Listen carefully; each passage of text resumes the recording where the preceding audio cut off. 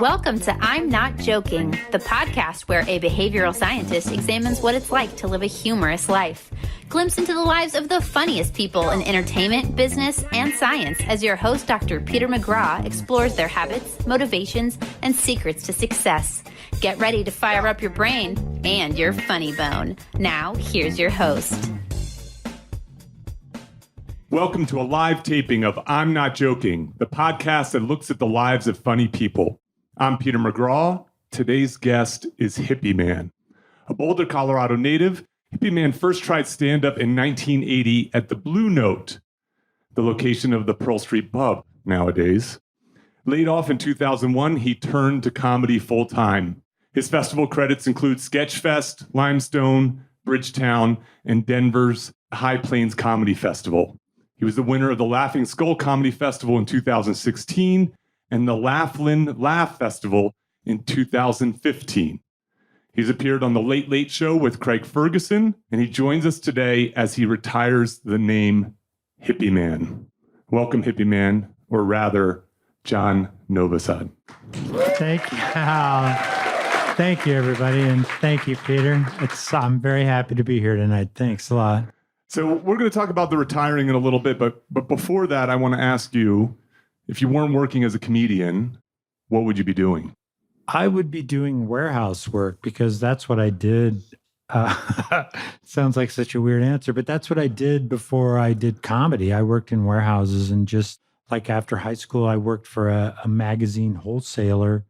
And they, like if you went into the grocery store and you see that rack of magazines, I was the guy in the warehouse that pulled together the order that the route man took to that place. So that's probably the inventory control kind of stuff. That's what I would be doing. How do you think it would be like going back and interviewing for those jobs? Well, I would worry about the UA test for sure. But I have a lot of experience, so I think, I would be okay. Although now, maybe with my age a little bit, but no, I would feel pretty good. Like I say, the UA test is a big thing. So, I mean, were you like the funny guy in the warehouse?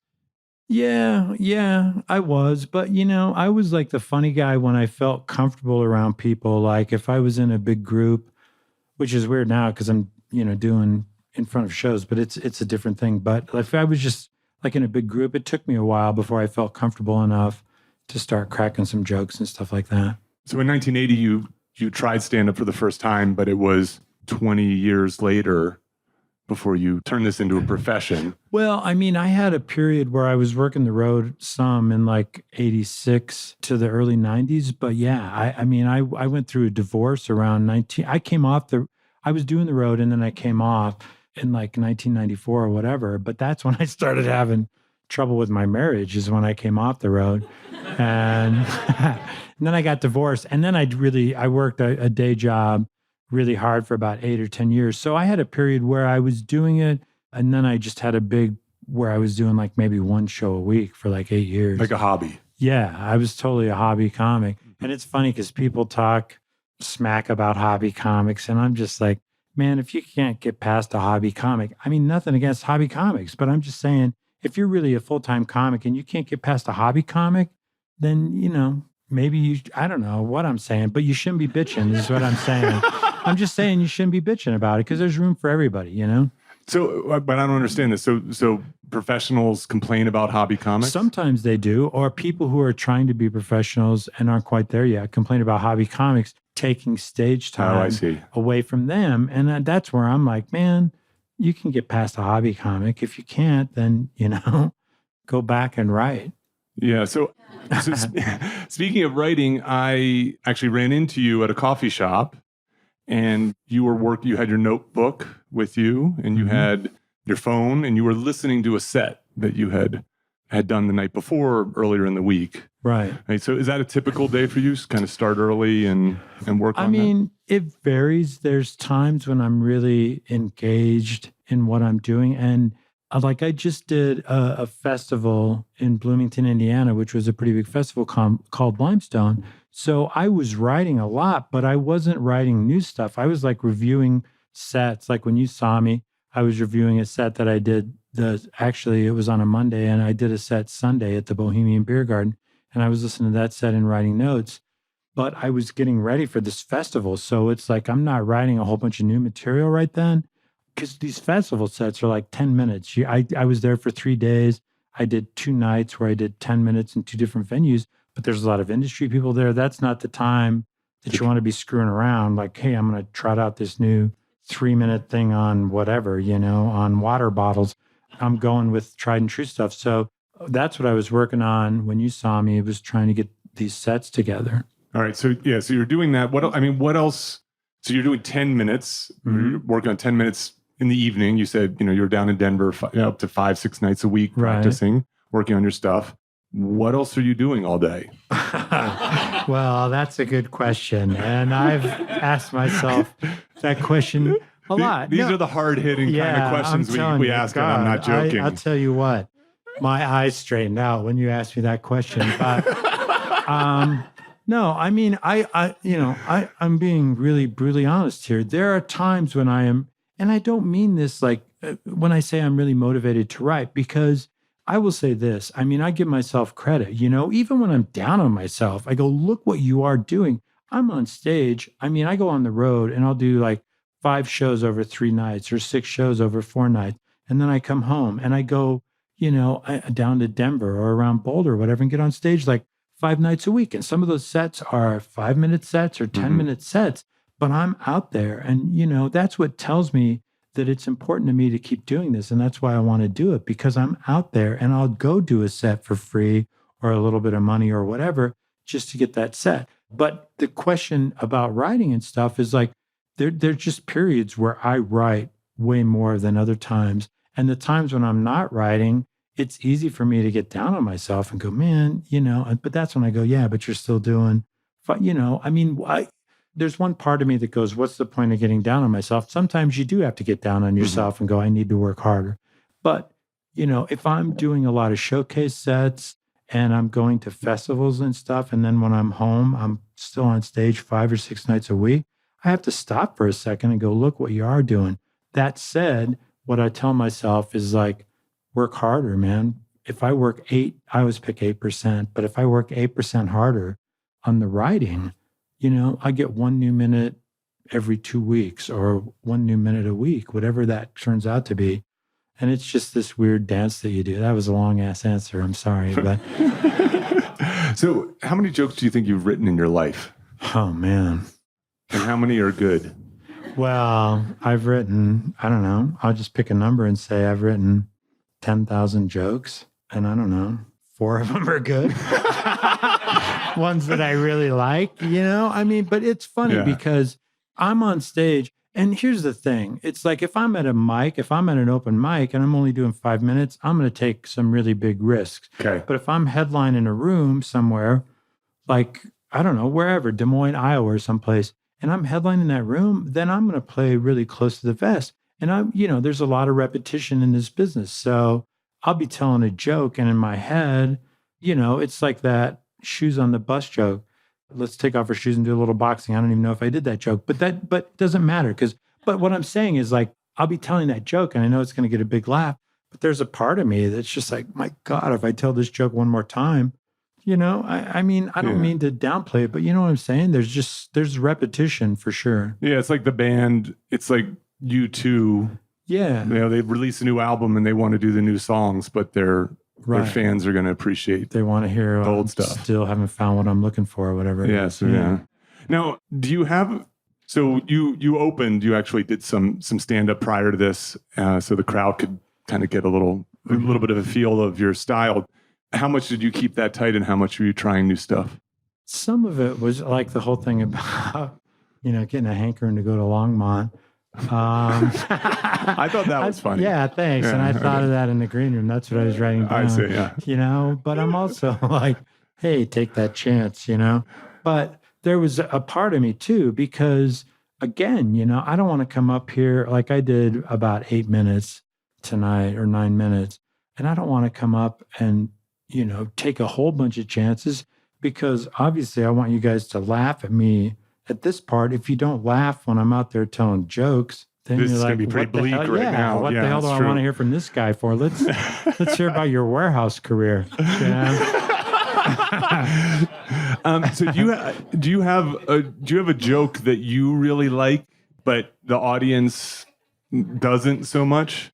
I do. And I've had this joke for a long time, and I tried it a bunch of different ways. And then every once in a while, when I'm really on a roll, I'll throw it out there. But the joke is, I can't party like I used to. Nowadays, I go to a party, take a swing at the piñata, and get the hell out of there. Yeah, that's the biggest laugh it's ever gotten. I'll tell you that. It's a friendly crowd. Yeah, it's a friendly I've tried crowd. it a million times, a bunch of different ways. So you do a lot of self-deprecating comedy. You make fun of yourself a lot. Yeah. I mean, you do it well, but I find myself sometimes a little uncomfortable when people go, they're sort of hitting themselves a lot. Right. And my question is like, do you think that audiences are a little more sensitive? I mean, there's sort of a sensitivity in general around comedy these days. There's a lot of comics, I think, who complain about it. Have you noticed a difference? I mean, I think about it a lot. I really do, because there's a part of me that's like, here's a good example. I was in, I don't like to brag, but I was in Dayton, Ohio, doing some shows. When's the bragging going to start? Hey, man, show business is luxurious and exciting. But what I found in Dayton, Ohio, was like, if I made an eye joke, man, I won them over like that. And so I did more eye jokes there. But I think about it a lot, because there's a part of me that's like, I don't need that. But I don't want to say it's a crutch, but it is something that I'll go to, when I really need a laugh. And I do think about it. And that's the other thing I think that's really interesting to me about stand-up, is there's always something to work on. Because if I challenge myself and go, all right, I'm putting all these showcase sets together for festivals or festival auditions or whatever, make a 5-minute set that doesn't have an eye reference, do a 10-minute set that doesn't have an eye reference, because that's like, I don't want to say it's my safe zone, but it's like the go-to, and especially, I mean, if they laugh on the first one, man, I'm going to trot out some eye jokes. Yeah, I see. So, you're the second person who I've interviewed who tells eye jokes. Yeah, and I think I know who that is, but go ahead. Yeah, so Nancy Norton, who's a local Boulder comic and a nurse. Right. How do you describe your eyes? Well, because we have listeners who don't. Right. Who I describe it as a weird ass wandering eye.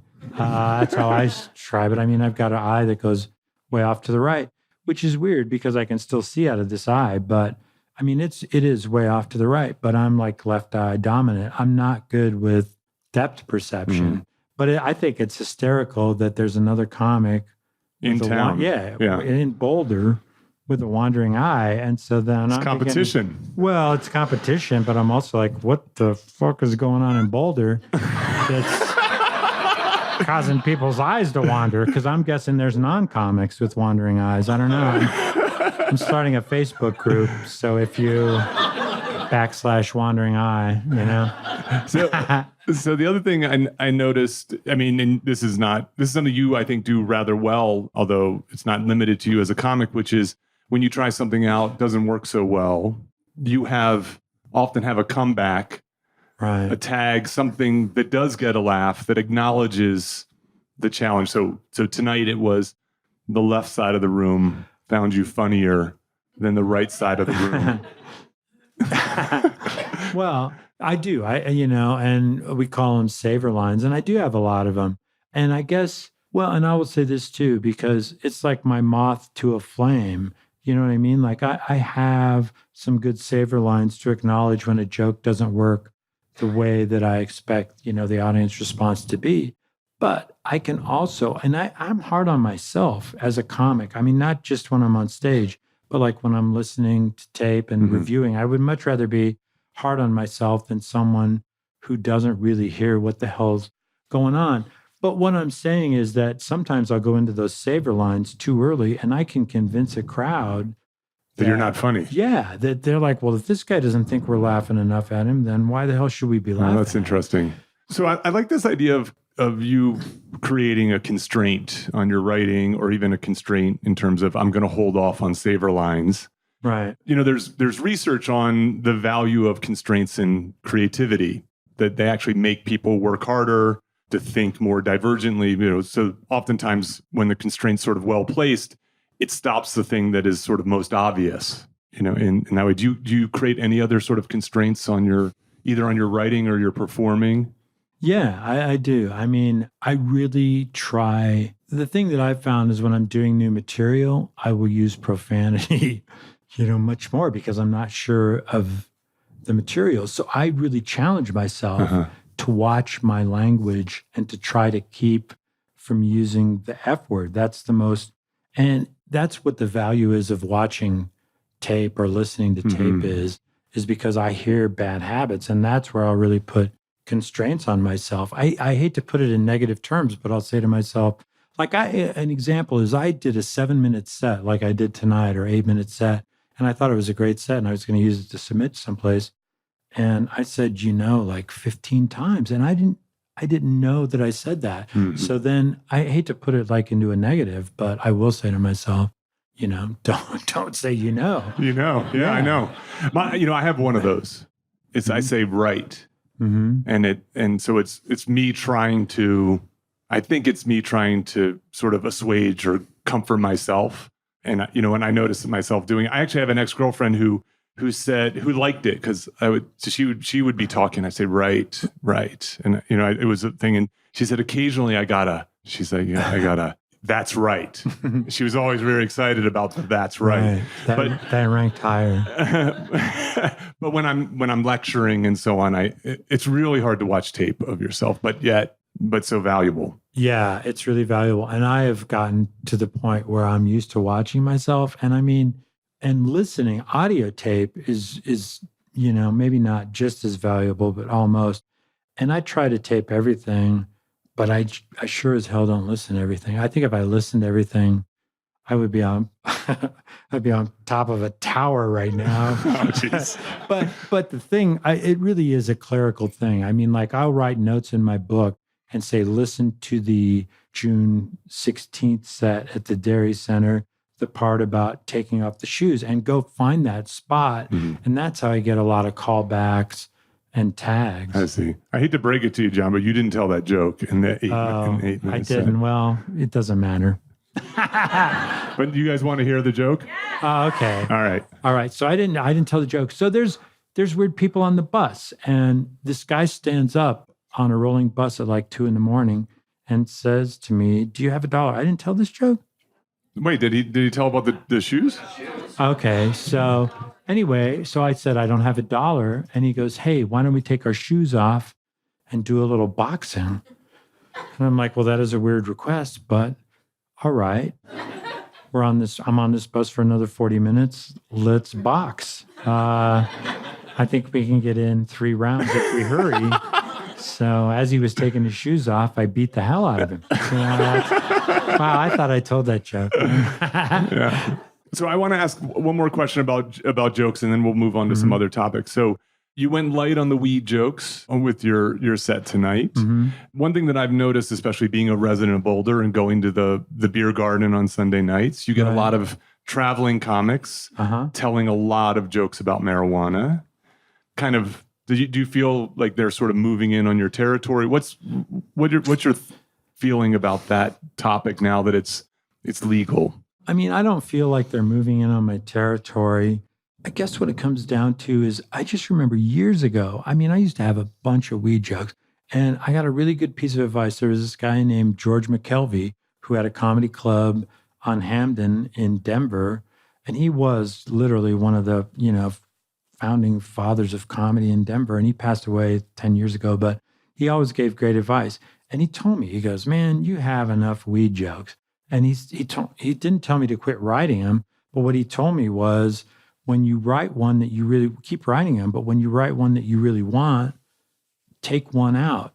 And so that's always kind of the way that I've been. And it's like now, I mean, like now I'm trying to remember my set, but I think I did do. You did one about being a fan of medicinal. Yeah. And that was an old joke that I had a long time ago. and just recently reworked it when I was in Ohio and saw that they had medicinal marijuana. And that sort of came to me to set it up a different way. But that was good advice. So I just try to keep, like if I'm headlining and I'm doing 45 or 50 minutes, there's like 3 or 4 minutes of weed jokes, and I just try to keep it there. I see. That one in, one out is a constraint. Yeah. Right? That's a different way to create a constraint. Yeah, and I hadn't even thought of that. But yeah, you're right. So your bio says that you weigh 189 pounds. Yeah, I probably weigh a little more than that. So I wanted to ask is that important to you? Like, is 190 a problem? No. But I'll tell you what it is interesting to me, because here's the thing that I think about. And again, this is probably, I don't know if this is too inside baseball or not, but as a performer in nightclubs, I'm always drinking, and I'm never getting drunk, but I'm always drinking. That's what I say. Okay. And so the weight is important to me. And because I drink like 2 or 3 beers a night, at the end of the week, I think to myself, wow, man, I've had, 15 pints of beer. And the thing that's really surprising to me is how difficult it is for me. I guess I'm weak or whatever you want to say, but it's Pavlovian for me. I get to a club, I want to have a beer. I never want to get drunk, but I like to have a beer before my show. And I mean, and having been working in a warehouse, right? You probably were fit. I mean, you were burning a lot of calories and moving around. Yeah, I don't know if fit's ever been, in the top of my bio, but sure, I was in better shape of working in a warehouse. Right, I see. Yeah, I had a friend who did the math on his beer drinking, and he basically started to say that, like, if he went out and had 3 or 4 pints, it was the equivalent of eating a loaf of bread. Yeah. And that's how that's how he stopped. Doing that. And I don't even know that I want to stop, but it should be the title of my next CD. I don't even know if I want to stop. No, I do want to cut down though. And it's just interesting to me. I wouldn't say it's disappointing, but it's surprising to me that I'm having the difficulty cutting back. Okay. I think this is common. It comes up a lot with comics. There are a surprising number of sober comics that I've met. And some of it is, it's an environment that the drinks are often free. Right. Or it's social, discounted heavily. Yeah. But yet you want to be sharp, right? So, you're in a world where you want to be on loose, but also smart, and too much alcohol can be a problem. Oh, for sure. I mean, I do say to myself, like 2 beers before the show, and then whatever happens. No, I'm just kidding. No, I mean, I literally am a 3 beer a night guy. But yeah, if I have 2 beers before, I'm good. If I drink a little bit more than that, then I'm questioning it. Yeah. I'm the same with my teaching.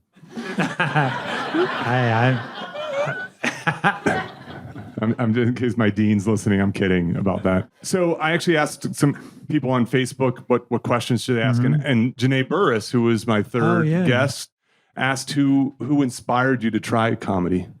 A couple different people, but George Carlin for sure. I mean, I started around 1980, and I want to say and this is a bolder story, but I saw George Carlin at Mackey Auditorium, maybe like 1978. Oh, wow. And he just came out with the Spiral Notebook, and he goes, "You won't like this. Oh, you'll like this." And I mean, it was bits that I heard before, but not all of it. But I mean, the way he did it was great. And that's where I was just like, I want to try this. I think a lot of people point to Carlin as an inspiration. So I was wondering if you were going to say Rodney Dangerfield. No. Do you know why? Do you know why I asked about Rodney Dangerfield? Because I have a tell. I don't know. So Rodney got into comedy late in life. Oh yeah, right. He was like a salesman, or he was a sales guy or something. Yeah, that's right. And he got into it in his 40s, in his mid 40s. He started doing comedy in that way. So I thought that'd be like an inspirational kind of story. It is inspirational, but I mean, and even though it was George Carlin, I have to say my all-time favorite comic is Richard Pryor. Why is that? Live in concert, which was in Long Beach. He did a concert video. It's my favorite concert video. Is that right? Mm-hmm. So you've been on the Craig Ferguson show a couple times. Mm-hmm. So the comedy booker for that show must like you, no? Who's the comedy booker for Craig Ferguson? Initially, it was Celia Joseph. But I opened for Craig Ferguson at the Comedy Works in Denver. Oh, is that right? One show, yeah. And they liked me. And so the club was like, they're going to be calling you. And I'm like, yeah, right. I mean, the next week. And then the Celia Joseph reached out to me, said, we'd like to have you on the show. Here's what you need to do. I put together a 6-minute set, sent them the video. They gave me notes back. That's what was the most valuable, is learning how to deal with standards and practices from CBS, because I had to make changes on the set. You have to decide where you're going to draw a line in the sand. I'm not going to, you know what I mean? I want to do the show. So you make changes. Yeah, I got a glimpse into the world of these comedy bookers. Actually, it seems like a great job. You know, I mean, there's only maybe a dozen of them in the United States, if that. So for those of you who don't know what these folks do, is their job is to find the talent who does like the stand-up on Fallon or the Tonight Show and so on throughout time. But their job's not just to identify the talent, but then to help to sort of direct the comic. They sort of serve as a director where they give feedback, they help guide the set in that way. Yeah, because basically what they're saying is in a nice way is you need to make these changes. You need to be funnier. Yeah, basically. Yeah. And I mean, like for me, it was brand names. I can't remember the specific jokes, but I had a couple of jokes, excuse me, that had brand names in them. Oh, you had to take them out. Yeah. Yeah. And so then you have to you don't have to send them another video, but send them a Word document with the changes. So one of your highlights regarding the Craig Ferguson thing was a story about your mom and you performing. What was that? Yeah. The first time I did it twice. 2006. I did it in December of 2006. Taped it in on a Monday. It aired on a Friday. I came back and it's one of those times in life where you just make the right decision. How old were you at the time? Oh, God. Well, 2006. I don't know. I need a calculator, but how old was I in 2006? That's a good question. I'll put it in the show notes, everyone. I don't know. I had to be 50, I guess. Okay. Something like that. Maybe a little bit older. No, like 50. But anyway, and what was amazing was I went out and did that. I went out and taped it. And then I came back and I had like 3 or 4 days. And I had a friend who owns a bar in Denver. And he's like, hey, we'll have a watch party or whatever. But I just decided I wanted to watch that set with my mom. And now, has she been supportive of your comedy career? Yeah, she was super supportive. She saw me a bunch of times. My mom, on a side note, and I'll try to keep it fast, but she saw me have the worst set I ever had in my life. And it was at this place called Looney's, which is a hell of a name for a comedy club. And it's still there in Colorado Springs. Okay. But I was there with my wife, my brother, his wife, her mother. And this crowd hated me. And I'm gonna use some language. Just sure, that's fine. There's an E rating for this. Okay, good. So, but this crowd hated me, and I'd been on stage. I was closing. I was supposed to go to whatever it was, 9:35, and this crowd hated me. And this woman called me wall-eyed from the stage, which really pissed me off. And this is the worst thing you can do is get mad. But I did. I got mad, and I said, "You guys don't like me. I fucking hate you." And man, I mean, you could hear a pin drop, and I still had like 7 minutes to go. And I'm a trooper, man. I did those 7 minutes, but they hated me. And then I saw my mom afterwards and I said, you got to give me points, for being honest. But here's the thing. I know that was a weird sidetrack, but that was the worst set I ever had. And I'll tell you what, that gave me a lot of freedom. You know what I mean? Like when I have a bad set once you've now, had the worst set you're ever going to. I just said, and tell him I fucking hate him. So it wasn't that bad. But that said, so my mom, but I bring it up because I watched that. It was my network television debut in the house that I grew up in, and my mom was like, what if we fall asleep? And I'm like, Mom, if you want to take a nap, I'm not falling asleep. I'll wake you up. And so it was just, I mean, it's very emotional for me because it's my favorite showbiz moment, man. I mean, I watched my national television debut with my mom. And she was like 88 at the time. It's like the one person that you don't have anything to prove anything to. I watched it with her. And that was amazing. And then, I slept on the couch because, I had a few beers. My mom's like, boy, you're drinking some beers. And I'm like, well, it's my national television debut. We're celebrating. Yeah. So that was amazing to watch. And then, she passed away like July in 2007. So that was amazing. That's great. It's interesting how you think about fame and all these things, and yet the most meaningful thing is sitting on your on a couch with your mom watching. Exactly. Like I say, the one person that I didn't have anything to prove to was the person that I wanted to watch it with. And I'm glad that I was able to do that. That's great. So before we talk about retiring Hippie Man, we should probably talk about the origins of Hippie Man. How did he come about? How did he get created? Well, when I was married, I'm going to say like 1993, I did this club in San Diego called the Comedy Isle. And there was a place next door or a couple blocks away called Dead Headquarters, which was just like a head shop. They sold all kinds of tie-dyed stuff. Okay. And so I bought a bunch of that and I came back home and I told my wife, I want to dress up like a superhero, like a tie-dyed superhero. The irony of you buying tie-dyed stuff in another state and bringing it back to Colorado. Yeah. Well, there were restrictions back then, I guess.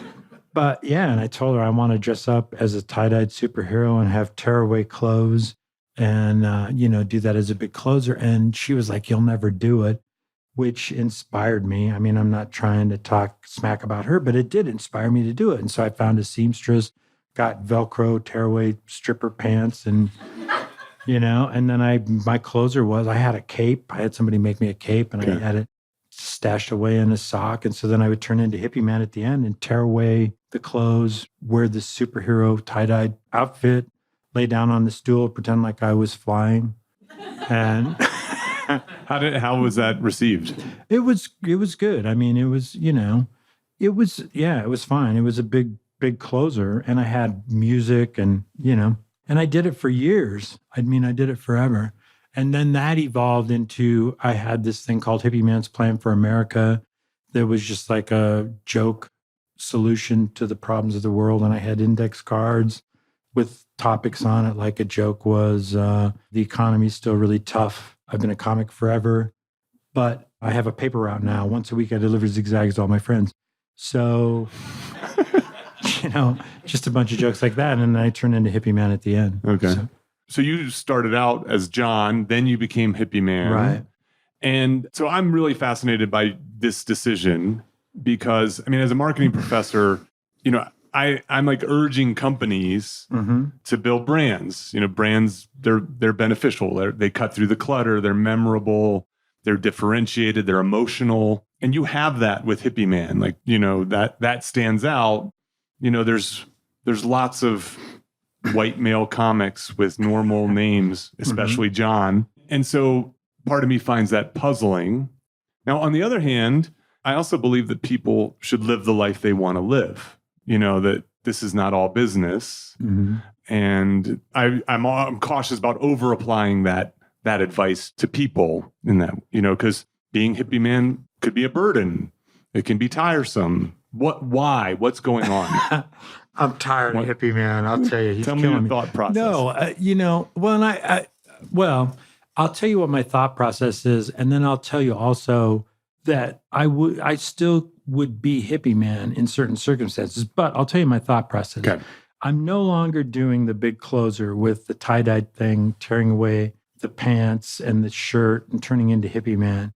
Like I said earlier, on a headliner set, I have 3, maybe 4 minutes of weed jokes. So then I'm like, well, what? And I'm not doing Hippie Man's Plan for America with the cards. I mean, I maybe do that once out of every 15 or 20 shows.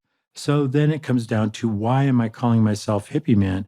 And I also think about what the, connotation is of Hippie Man. For some people, it's positive. For some people, it's negative. Right. But someone described it to me like if I was in the green room the whole night and no one ever saw me, what I look like, and they introduced me as Hippie Man, there's that split second where people have a vision in their head of the time that I'm walking out on stage, what Hippie Man is. They introduce me as John Novosad. I walk out and then they see me. It's like I'm giving away the surprise. I mean, you're going to see me and think, this guy, I mean, I don't know if you're going to think I'm a hippie, but you're going to think, what's up with this dude, So, I mean, that's what the process is. But that said, I put it this way, like I'm a vegetarian, I'm not a vegan, so I eat dairy, but I don't eat meat. But if McDonald's came to me and said, hey, we want to feature you in a late night commercial where you're a hippie, but you got to take a bite of the hamburger. I mean, you can call me a whore, but I'm like, show me that hamburger. You know what I mean? I've spent, but I'm just saying, I've traveled across the country for $700 you know? So if McDonald's, and so if they said to me, hey, we want to, bring back the Hippie Man character, I would do it. And I'm not saying it's just strictly money, but to me, it really feels true to what I'm doing now. Yeah. You feel more like John than Hippie Man. Yeah, for sure. And I like the idea that I can just go up and be John and not have to feel like, how am I, Hippie Man? Mm-hmm. And is it opening up? So are you finding yourself writing different jokes? Do you find yourself behaving differently? Well, I think I'm behaving the same way, honestly. But no, I mean, yeah, I guess I am writing different jokes. And I even did, I did Hippie Man's Plan for America as kind of like, and that wasn't a one-person show. I had a cast and a guitar player and stuff. But yeah, I am writing differently. And I don't write for Hippie Man's Plan for America right now. I see. So we have a few minutes for 2 audience questions. If anybody has a question for John, we can have you. I can't see anything up here. There's a mic over here on the left. Raise your hand if there's anybody who has something they're meaning to ask. Is there someone over there? I know I should have warned you that I was going to do this. I was going to say, I stumped the audience. All right, we got one up here. Come on up. Give him a hand, everybody.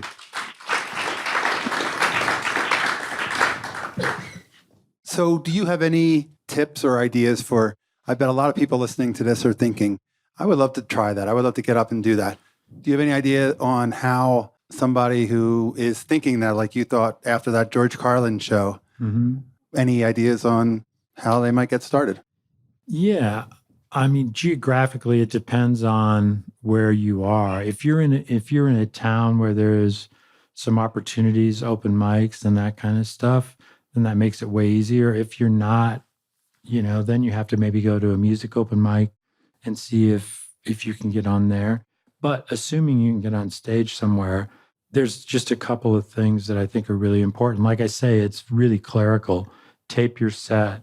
And then if you want to listen to it right afterwards, I guess you can. But I always give myself, a day or two and then listen to it, go get a cup of coffee, listen to it, write the things that you liked about it, write the things that you didn't like about it, come up with, figure out what's not working, try to make it better. That kind of stuff is really important. And then the other thing is just honoring the time. If you really want to do it, you got to write, you got to go to mics, you have to do all that. So are you thinking about doing some stand-up, sir? I thought it a little bit. Yeah. So I want to add a couple things, having done that once and failing spectacularly. So the first thing I would say is that you want some prep. You want to take some. So in my case, I wrote some jokes the day before I went up on stage, which was a huge mistake. And so really write, so in the case of, you were saying you have 4 good jokes out of 10,000, the ratio, comedians will regularly say they might write 100 jokes for every one that they find good. And so working through those premises and preparing for it. The other one is, I'd say, keep it short. A minute, 2 minutes can be a long time. And then I'm going to tell you a quick story. It actually is useful practicing holding a mic. So when I did this at the Squire Lounge down in Denver on Colfax. So the MC introduces me, makes a lot of bad jokes about me, making fun of me. I bound up on stage, lots of enthusiasm, and I go to remove the mic from the mic stand, and I pull the mic out of the wire. And which, this is a simple thing, but I had never done that before. And so just even knowing how to take a mic out and move it aside and in that way, I think is useful. And then I'm going to add one other thing is consider taking an improv class. And the reason for that is that it will really help with the kind of comfort associated with the performance. It's very different skills, except for that it helps with the sort of theatrics of the stand-up. No, I agree with that. And I do think that one of the things about this is that, like, when I'm out there doing a show, I am putting this out and then I'm getting instant, feedback back. But part of the thing is like, it's my job to try to sort through and figure out what you guys like, what other jokes I have.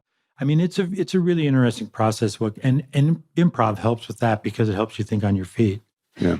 So we have time for one more. Is there someone else who might want to ask a question of John? Yeah, come on down. Come on down. Don't fall down those steps, please. John, you said that you are retiring Hippie Man.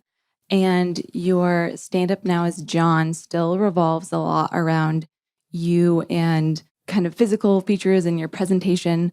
How do you balance now being John that changes and all of these jokes that also involve John and have to do with mannerisms or appearance? Well, I mean, that's a good question. A lot of it is the same, honestly. I mean, Hippie Man is an exaggeration of John, I guess. But John Novosad, the comic, is an exaggeration of me. And so the part that's weird about it all is the branding of it, because I have hippieman.com, and so now I'm trying to work through all of that. You gotta change your email address. Yeah. I mean, and I'm just trying to figure out how to do that. But as far as now, I write what I think is funny, and then if it works into my act, that's great. And I guess I did that as Hippie Man also, but I would be more focused and think to myself, how does this fit with Hippie Man's plan for America? Mm-hmm. John's plan for America. Yeah, I know. I thought about doing John Novosad's plan for America. That sounds like a book. It does. So I always ask this question. I always end with this question of my guest, and that is, can you tell us the secret to success that everybody knows but can't seem to do? I think the secret to success is to do what it is you want to do and to be able to figure out a way to do it and then continue to do it. And that's the secret. I mean, like I say, when I'm really down on myself, I stop and go, look what I have accomplished. And I want more, but I'm willing to accept that. So I guess that's what I call the secret to success. So according to that standard, to me, John, it seems like you're living a successful life. And I congratulate you for that. And I thank you for coming and doing this special live taping of I'm Not Joking. I want to thank our performers, Front Deranged. I want to thank you, the audience. I want to thank the Dairy and Glenn who helped make this happen. And thank you, everyone, and good night. Thank you. Thank you for listening. Don't forget to visit petermcgraw.org for more information about our guest, show notes, and social media links. If you've enjoyed this episode, please subscribe and share with others. Join Dr. Peter McGraw next week for another fun, fascinating conversation.